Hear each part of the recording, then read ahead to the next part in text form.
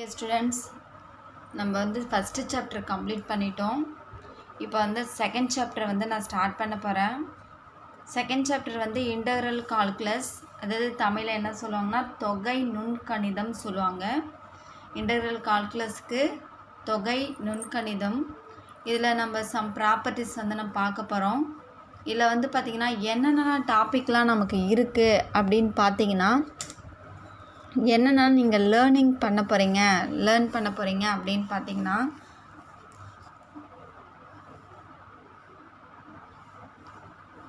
The indefinite integral, how to find indefinite integral of a function involving some difference and constant multiples, how to use and where to apply the substitution technique in indefinite integrals, the techniques involved in the integration by parts and some special type of integrals, the fundamental theorems of integral calculus, the properties of indefinite integral and its applications, the applications of particular case of gamma integral, the properties of gamma function, the evaluation of the definite integral as a limit of sum. நம்ம இந்த topics எல்லாத்தையும் நம்ம பார்க்க போகிறோம். இல்லை இன்னும் உங்களுக்கு எப்படி இருக்க போது நான் உங்களுக்கு வந்து கிளியராக வந்து உங்களுக்கு சொல்லித்தர போகிறேன். ரைட் பண்ணிக்கிங்க, என் கூட வந்து ரைட் பண்ணிக்கிங்க.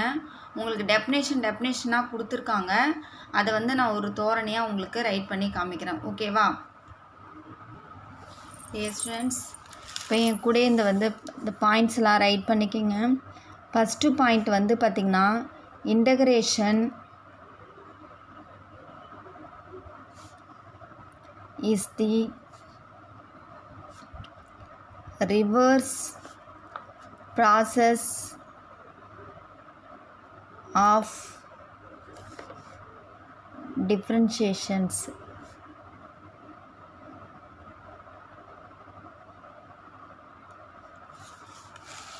நமக்கு என்ன அப்படின்னு பார்த்தீங்கன்னா, ஒரு இன்டகிரேஷன்ஸால தான் integration is the reverse process of the differentiation. ஓகேவா? டிஃப்ரென்ஷியேஷனுடைய ரிவர்ஸ் தான் வந்து நமக்கு என்னென்னா இன்டகிரேஷன்ஸு. ஃபார் எக்ஸாம்பிள், நம்ம வந்து பார்த்திங்கன்னா நம்ம 11th வந்து பார்த்திங்கன்னா டிஃப்ரென்ஷியல் ஈக்குவேஷன்ஸ் கொஞ்சம் தான் நம்ம ஸ்டார்ட் பண்ணியிருப்போம். அதாவது டி பை டிஎக்ஸ், இப்போ சைன் எக்ஸை டிஃப்ரென்ஷியல் பண்ணால் நமக்கு காஸ் எக்ஸ், இதுதான் ஃபார்முலா. ஓகேவா? இது டிஃப்ரென்ஷியல் பண்ணுறது. டிஃப்ரென்ஷியல் பண்ணால் டி பை டிஎக்ஸை சைன் எக்ஸை டிஃப்ரென்ஷியல் பண்ணால் நமக்கு என்ன வரும்னா காஸ் எக்ஸ்ன்னு வரும். ஓகே, செகண்ட் பாயிண்ட் வந்து பார்த்திங்கன்னா, integral of k f of x d x. இந்த கேன்றது என்ன அப்படின்னு பார்த்திங்கன்னா ஒரு கான்ஸ்டன்ட்டு. என்னது? கான்ஸ்டன்ட்டு. அந்த கான்ஸ்டன்ட்டை நம்ம வெளியில் எடுத்துகிட்டு தான் நம்ம டிஃப்ரென்ஷியல் பண்ணோம். நம்ம ப்ராப்ளம் பார்க்கல இதை நம்ம தெரிஞ்சுக்கலாம். கே வந்து கான்ஸ்டன்ட்டு. ஓகே, நெக்ஸ்ட்டு வந்து தேர்ட் வந்து என்ன அப்படின்னு பார்த்திங்கன்னா, தேர்ட் பாயிண்ட் வந்து உங்களுக்கு என்ன இருக்குது அப்படின்னு பார்த்திங்கன்னா, integral of f of x plus or minus g of x டிஎக்ஸ்னு இருக்குப்பா. இப்போ ஒரு ஹோலாக கொடுத்துருக்காங்க. இதை நம்ம எப்படி நம்ம டிஃப்ரென்ஷியல் பண்ணோம்னா செப்ரேட்டாக நம்ம இன்டகிரேஷன் பண்ணிக்கலாம். எஃப் ஆஃப் எக்ஸ் டிஎக்ஸ் எனக்கு பிளேஸ் இல்லை, சரி okay, plus or minus integral of g of x டிஎக்ஸ்னு நம்ம செப்ரேட்டாக என்ன பண்ணலாம் அப்படின்னு பார்த்திங்கன்னா நம்ம டிஃப்ரென்ஷியல் பண்ணலாம். ஓகேங்களா? அதுக்கு அடுத்தது the following 4 principles methods of integrations. ஒரு 4 பிரின்சிபல் இருக்குது. அது என்ன அப்படின்னு பார்த்திங்கன்னா 4 பிரின்சிபல்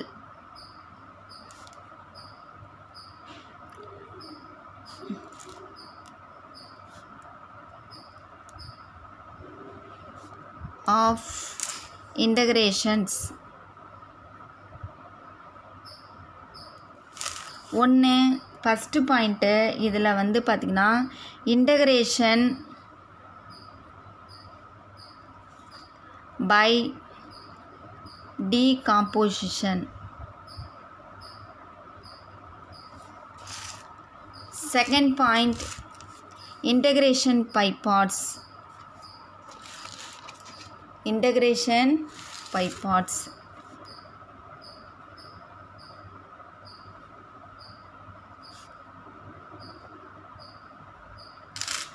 Third point, integration. நான் வந்து பார்த்திங்கன்னா நீங்கள் integration ரைட் பண்ணிக்கணும் by substitutions.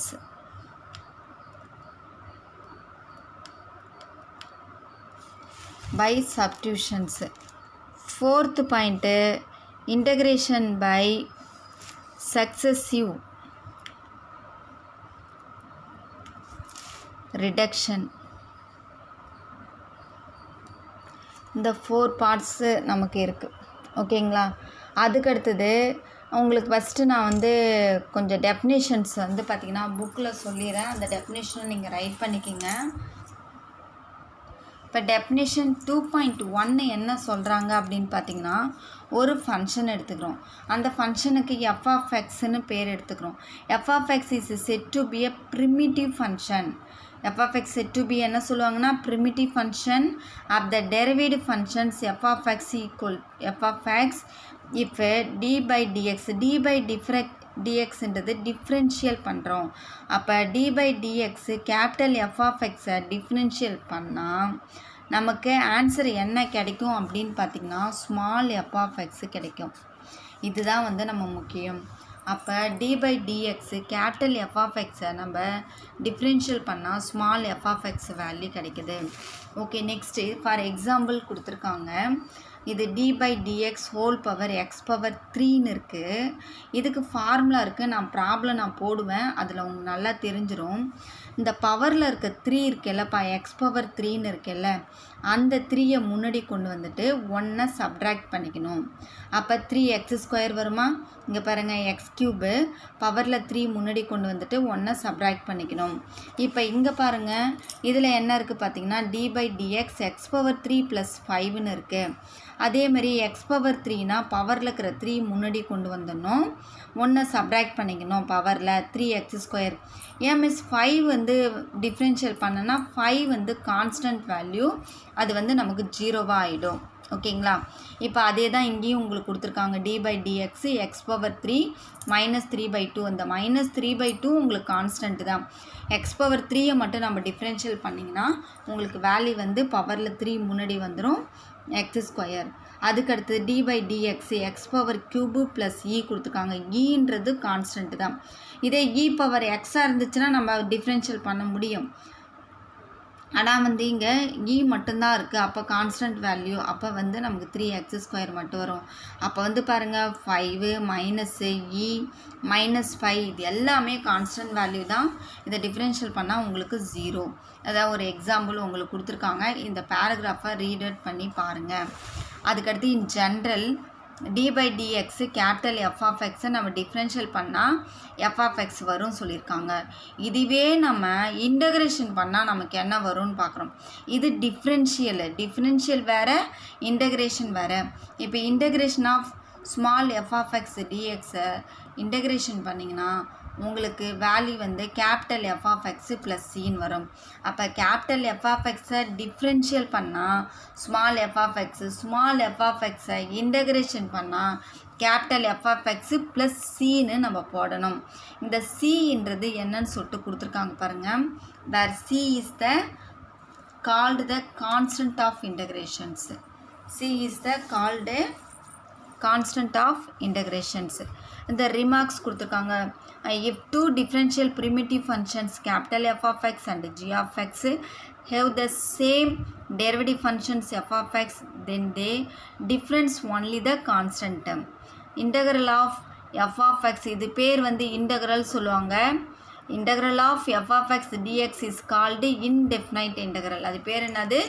Indefinite integral. The symbol looks like the அதாவது எல்நாக்டட் எஸ் இந்த மாதிரி ப்ராக்கெட் கொடுத்து விச் ஸ்டாண்டிஸ், அது பேர் வந்து சம்மேஷன் சொல்லுவாங்க. Summation is the sign of integration சொல்லுவாங்க. Integral of f of x d x is read as integral of f of x with respect to x. f of x in integral of f of x dx, that is the function to be integrated. நான் அப்படின்னா என்னதை integrate பண்ண போகிறோம் is called integrand. இது பேர் என்ன சொல்கிறாங்க, இது அதாவது integral of f of x டிஎக்ஸ்னால் அதை நம்ம இன்டகிரேட் பண்ண போகிறோம், அதுதான் இன்டகிரண்ட் கொடுத்துருக்காங்க. X in f of x d x is the variable of integrations. X வந்து என்னென்னா ஒரு வேரியபிள், இங்கே variable of integrations. The term integrations means the process of the finding the integral. The term constant of integration means any real number c considered a constant. அந்த c நம்ம plus C போடுற பிளப்பா அது என்ன சொல்கிறாங்கன்னா constant சொல்கிறாங்க. உங்களுக்கு நான் வந்து சொல்லிட்டு ரெண்டு இம்பார்ட்டன்ட் ப்ராப்பர்ட்டிஸ் நான் நோட்டில் எழுதி காமிச்சிட்டேன். கான்ஸ்டன்ட் கே இருந்துச்சுன்னா அதை வெளியில் எடுத்துகிட்டு வந்து எஃப் ஆஃப் எக்ஸ் டிஎக்ஸ்ன்னு போடணும்.